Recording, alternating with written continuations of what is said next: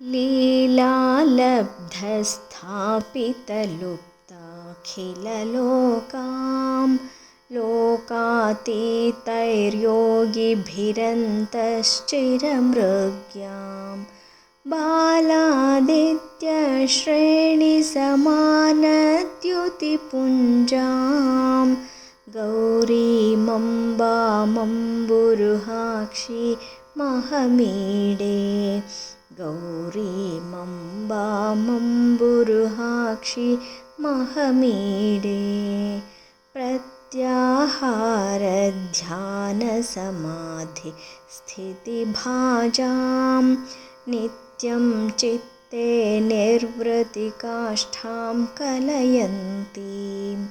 सत्यज्ञानानन्दमयीं तां तनुरूपां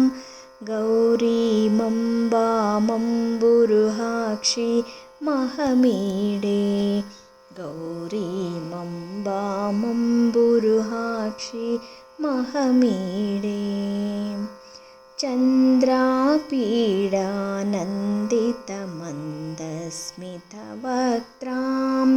चन्द्रापीडालङ्कृतनीलालकभाराम् इन्द्रोपेन्द्राद्यर्चितपादाम्बुजयुग्मां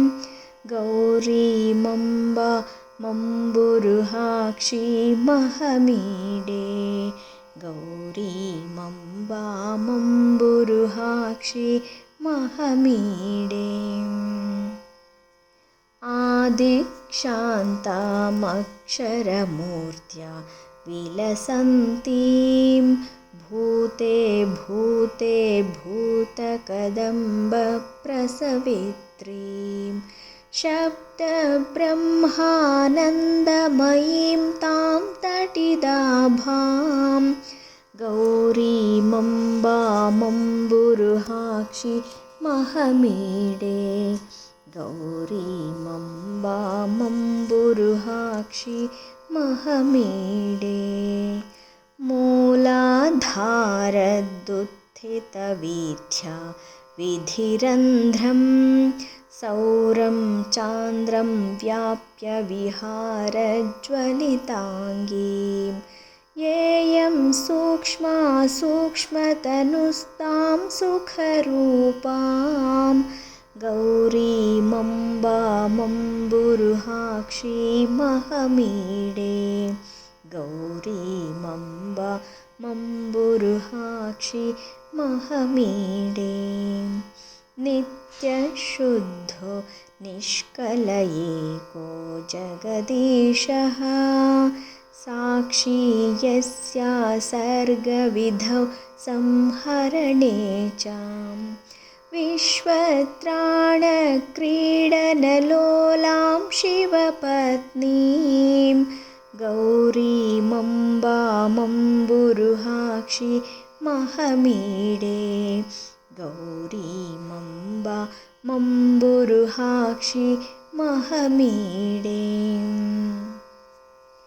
यस्या कुक्षौ लीनमखण्डं जगदण्डं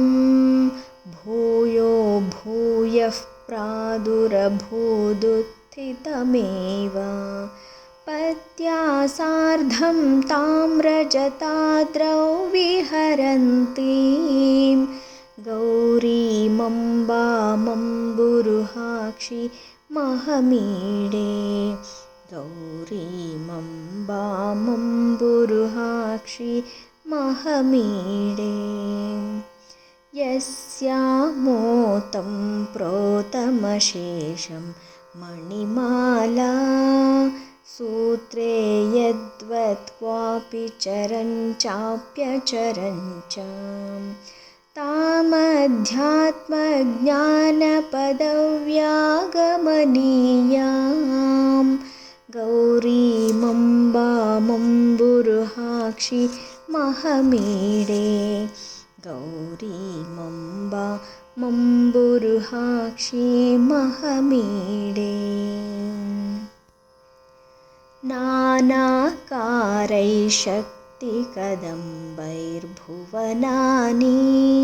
व्याप्य स्वैरं क्रीडति येयं स्वयमेकां कल्याणीं तां कल्पलतामानतिभाजां गौरीमम्बामम्बुरुहाक्षि महमीडे गौरीमम्बामम्बुरुहाक्षि महमीडे आशापाशक्लेशविनाशं विदधानां पादाम्भोजध्यानपराणां पुरुषाणाम् ईशामीशार्धाङ्गहरां तामभिरामां गौरीमम्बामम्बुरुहाक्षि महमीडे गौरीमम्बामम्बुरुहाक्षि महमीडे प्रातःकाले भावविशुद्धः प्रणिधानात् भक्त्या नित्यं जल्पति गौरीदशकं यः वाचां सिद्धिं सम्पदमग्र्यां शिवभक्तिं तस्यावश्यं पर्वतपुत्री विदधाति तस्यावश्यं पर्वतपुत्री विदधाति तस्यावश्यं पर्वतपुत्री विदधाति।